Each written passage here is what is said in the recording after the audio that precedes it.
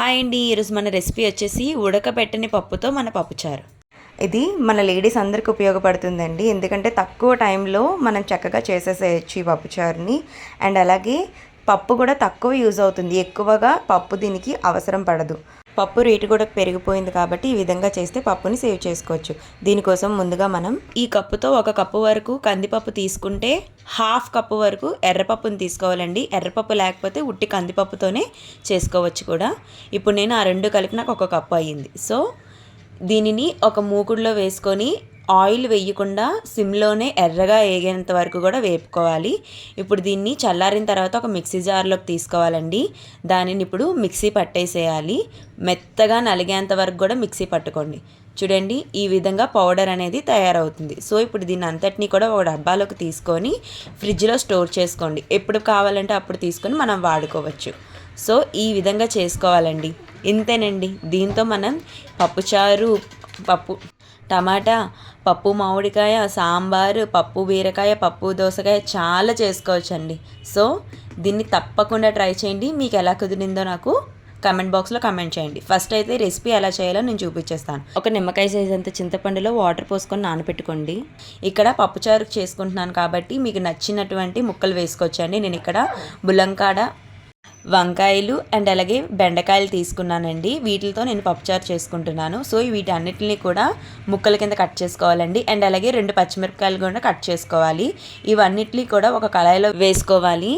ఇప్పుడు ముందుగా వంకాయలు కట్ చేయలేదండి, కండ్రెక్కిపోతాయి, అదే చేదు వచ్చేస్తుందని చెప్పేసి నేను ముందు కట్ చేసుకోలేదు. సో ఇప్పుడు కట్ చేసేసిన తర్వాత 1 స్పూన్ వరకు సాల్ట్ యాడ్ చేసుకుంటున్నానండి. ఇప్పుడు స్టవ్ ఆన్ చేసుకొని ఈ ముక్కలు వేసుకున్న కళాయిని పొయ్యి మీద పెట్టుకొని చూడండి, కిందన అడుగంటింది కదా సాల్ట్ది, మచ్చొచ్చింది కదా. అలా మచ్చొచ్చిన తర్వాత ఒక చిన్న గ్లాస్ టీ గ్లాస్తో వాటర్ వేసుకుంటే సరిపోతుంది. సో ఇప్పుడు ఇదంతటినీ కలిపేసి మూత పెట్టేసి ఒక 2 నిమిషాల వరకు మీడియం ఫ్లేమ్లో పెట్టండి. ఈ విధంగా మరగడం స్టార్ట్ అవుతుంది. సో ఇప్పుడు దీన్ని ఒక 2 నిమిషాలు కలుపుకోవాలండి. ఇప్పుడైతే ఈలోపు ఇది మొత్తం దగ్గరగా ఉడికేలోపు ముందుగా మనం ఆడించుకున్నటువంటి పప్పు పిండి ఉంది కదండి, దాన్ని ఇక్కడ నేను 1.5 స్పూన్ వరకు తీసుకుంటున్నాను. ఇప్పుడు ఈ పౌడర్ తీసుకున్న దాంట్లో మనము తగినంత వాటర్ పోసుకొని ఉండలు లేకుండా చక్కగా కలుపుకోవాలండి. ఇక్కడ చూపిస్తున్నాను చూడండి, ఇలా ఉండలు లేకుండా చక్కగా కలుపుకోవాలి. సో ఇప్పుడు ముక్క ఉడికిపోతుందండి. ఒక 5 నిమిషాలు ఉడకబెడితే ఇది ముక్క ఉడికిపోతుంది. సాల్ట్ వేసాం కాబట్టి బేగా ఉడికిపోతుంది. సో ఇప్పుడు ఈ ముక్కలన్నిటిని కూడా ఒక ప్లేట్లోకి ట్రాన్స్ఫర్ చేసుకోవాలి.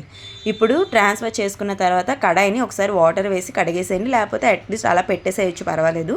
నేనైతే కడాయిని ఒకసారి కడుక్కున్నాను. ఇందులో కొంచెం ఒక 2 టేబుల్ స్పూన్ వరకు ఆయిల్ వేసుకొని ఒక చిన్న ఆనియన్ని కట్ చేసుకొని వేసుకోవాలండి. ఈ ఆనియన్ కూడా బాగా ఫ్రై చేసుకోవాలండి. మరీ అంత రెడ్ కలర్గా కాకుండా చిన్న గోల్డెన్ బ్రౌన్లోకి రాగానే ఇప్పుడు కట్ చేసుకున్న టమాటోస్ ఉంటాయి కదండి, 1 టమాటో వరకు నేను కట్ చేసుకున్నాను.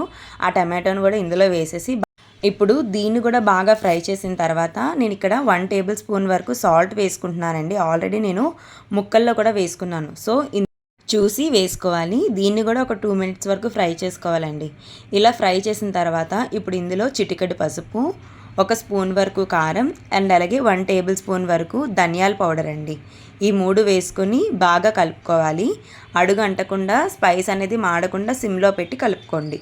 ఇది కూడా దగ్గరికి ఫ్రై అయిన తర్వాత మనం ముందుగా మిక్స్ చేసి పెట్టుకున్నాం కదండి పౌడరు, పప్పు పౌడర్ ఉంది కదా, దాన్ని ఇందులో కలిపేసేయాలండి. ఇందులో వేసేసేయండి. వేసేసి దీని అంతటినీ కూడా సిమ్లోనే మనం ఉడకబెట్టుకోవాలి. సిమ్లో పెట్టేసి ఒక 2 నిమిషాలు అలా కలుపుతూ ఉంటే ఇది దగ్గరికి అయిపోతూ ఉంటుందండి. చూడండి ఇప్పుడు అవుతుంది. సో ఈ విధంగా దగ్గరికి అయ్యే విధంగా కలుపుకోవాలి. అడుగన్నది మాడకుండా కలుపుకోండి.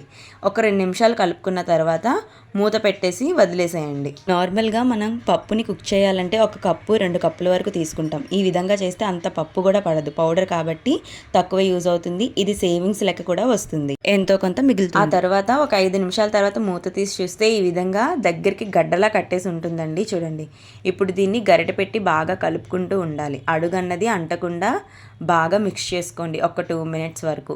సో ఈ విధంగా మిక్స్ చేసుకున్న తర్వాత మనం ముందుగా నానబెట్టుకున్నటువంటి పులుపు ఉంది కదండి, దాన్ని పుల్లని తీసేసి చింతపండు రసాన్ని వేసుకోవాలి.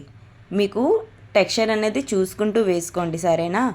మనది పిండి కదండి, దీన్ని టెక్స్చర్ అనేది చూసుకొని వేసుకోవాలి. మామూలుగా పప్పు మెదిపేసిన తర్వాత మనం మొత్తం చిక్కదనం ఎలా ఉన్నదో చూసుకొని వేసుకుంటాం కదా, అదే విధంగా ఇక్కడ కూడా చిక్కదనం చూసుకొని వేసుకోవాలి. ఇప్పుడు ఈ పులుపు అంతటినీ కూడా ఎక్కడ ఉండలు లేకుండా చక్కగా మిక్స్ చేసుకోవాలండి. ఇక్కడ చూపిస్తున్న విధంగా దగ్గరగా మిక్స్ చేసుకోవాలి. దీన్ని నేను మీడియం ఫ్లేమ్లో పెట్టుకొని చేసుకుంటున్నాను.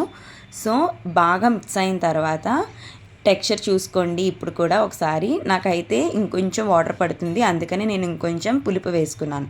సో దీని అంతటిని టెక్స్చర్ చూసుకున్న తర్వాత ఇప్పుడు ఒక 5 నిమిషాల వరకు కూడా మనం మీడియం ఫ్లేమ్లోనే ఉంచుకొని మూత పెట్టేసేయాలండి. ఒక 5 నిమిషాల తర్వాత మూత తీసి చూస్తే ఈ విధంగా బుడగలు రావడం స్టార్ట్ అవుతుంది. చూడండి సైడ్లది ఎలా వస్తుందో. ఈ విధంగా వచ్చిన తర్వాత ఇందులో మనం ముందుగా ఉడకపెట్టి ఉంచుకున్నటువంటి ముక్కలు ఉన్నాయి కదండి, ఆ ముక్కలన్నిటినీ కూడా ఈ పప్పుచారులోని వేసేసుకోవాలండి. వేసుకున్న తర్వాత వాటిని కూడా నెమ్మదిగా కలుపుకుంటూ దగ్గరికి తీసుకురావాలి. ఆల్రెడీ ఇవి ఉడికిపోయాయి, ఒక 90% ఉడకబెట్టుకోవాలి, ఇంకో 10% ఉందనగా మనం తీసేసేయాలి. సో ఇప్పుడు ఈ 10% కూడా ఇందులో కుక్ అయిపోతూ ఉంటుంది. ఒక 2 నిమిషాలు మూత పెట్టి తీస్తే ఈ విధంగా దగ్గరికి అవుతుందండి. మధ్య మధ్యలో కలుపుకుంటూ ఉండాలి. మళ్ళీ మూత పెట్టేసేయండి. ఇంకొక 2 నిమిషాల తర్వాత మూత తీసి చూస్తే ఈ విధంగా దగ్గరికి అవుతుందండి. చూడండి ఈ విధంగా బాగా అవుతుంది. ఇప్పుడు ఇందులో ఒక గుప్పెడు కరివేపాకు అండ్ అలాగే ఒక గుప్పెడు కొత్తిమీర, ఈ 2 వేసుకుంటే టేస్ట్ చాలా బాగా వస్తుంది. సో వీటన్నిటిని వేసి మళ్ళీ ఒకసారి కలిపేసేయండి బాగా దగ్గరికి. కలిపేసిన తర్వాత ఇక్కడ నేను సాల్ట్ చూసుకుంటున్నానండి. ఈ టైంలోనే సాల్ట్ అడ్జస్ట్ చేసుకోవాలి. నాకు ఇంకొంచెం సాల్ట్ పడుతుంది కాబట్టి ఇంకొంచెం సాల్ట్ వేసుకున్నాను. కాస్తంత సాంబార్ పొడి వేసుకోవాలండి. నేను 1 టేబుల్ స్పూన్ వరకు వేసుకున్నాను. ఇది నేను ఇంట్లోనే తయారు చేసుకుంటాను. మీకు ఒకవేళ ఈ సాంబార్ పొడి రెసిపీ కావాలంటే కనుక కమెంట్ బాక్స్లో సాంబార్ పొడి అని టైప్ చేయండి. నేను తప్పనిసరిగా ఈ రెసిపీ కూడా పెడతాను. ఇప్పుడు ఇంకొక 2 నిమిషాలు మూత పెట్టి తీస్తే చూసారా ఈ విధంగా తలమని మరుగుతూ ఉంటుందండి. చూడండి టెక్స్చర్ అయితే ఎంత బాగా వచ్చిందో. చూడ్డానికి అచ్చం మనం పప్పు ఏ విధంగా అయితే ఉడకబెట్టి చేసుకుంటామో అలానే ఉంటుంది, టేస్ట్ కూడా అలానే ఉంటుంది. సో ఇప్పుడు ఇదంతా పూర్తయిన తర్వాత పోపు దినుసులతో పోపు వేసుకోవాలండి. ఈ పోపు వేగుతున్నప్పుడు మధ్యలో కొంచెం ఇంగువ కలుపుకోవాలి. ఇంగువ కలుపుకొని వేసుకోండి. ఇంగువ లేకపోతే నార్మల్గా పోపు వేసేసేయండి, బాగానే ఉంటుంది. సో దీని అంతటినీ కూడా పప్పుచారులోకి వేసేసుకోవాలండి. చూడండి చాలా సింపుల్, చాలా బాగుంటుంది. నేను ఎప్పుడు ఇలానే ట్రై చేస్తాను. మీరు కూడా తప్పకుండా ఈ విధంగా ట్రై చేయండి. మీకు ఎలా కుదిరిందో నా కమెంట్ బాక్స్ ద్వారా కమెంట్ చేయండి. నేను తప్పకుండా ప్రతి కామెంట్ని చదువుతాను. అండ్ అలాగే మన ఛానల్ని చాలామంది చూస్తున్నారు కానీ వీడియోస్ అవినా ఎవ్వరూ సబ్స్క్రైబ్ చేయకుండా వెళ్ళిపోతున్నారండి. దయచేసి సబ్స్క్రైబ్ చేసుకోండి. మీరు చేసే ప్రతి సబ్స్క్రిప్షన్ కూడా నాకు చాలా ఇంపార్టెంట్. దయచేసి అర్థం చేసుకొని నన్ను ముందుకు నడిపిస్తారని అనుకుంటున్నాను. మీ అందరి సపోర్ట్ నాకు కావాలి.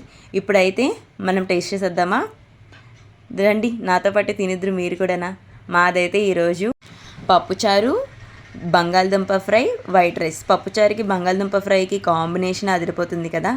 సరేనండి ఫస్ట్ ముద్ద అయితే మీరు తినేసేయండి. ఏది పట్టండి, చాలా బాగుంటుంది. ఇదైతే తప్పకుండా అందరూ ట్రై చేయండి. అండ్ అలాగే ఇప్పుడు నా వంతు. టేస్ట్ అయితే చాలా బాగా కుదిరిందండి, చాలా బాగుంది. తప్పకుండా అందరూ ట్రై చేయండి. ఒక్కసారి మీరు ఈ విధంగా ట్రై చేస్తే మాత్రం తప్పకుండా ప్రతిసారి ఇదే విధంగా చేస్తారు. అండ్ అలాగే ఇది మెయిన్ అయితే వర్కింగ్ ఉమెన్కి బాగా ఉపయోగపడుతుందండి. ఉమెన్ అందరికీ కూడా ఉపయోగపడుతుంది, ఎందుకంటే మనకి ఇంట్లోనే చాలా పని ఉంటుంది. సో తప్పకుండా అందరూ ట్రై చేయండి. సరేనండి ఉంటాను. నెక్స్ట్ వీడియోలో మళ్ళీ కలుద్దాం. బాయ్.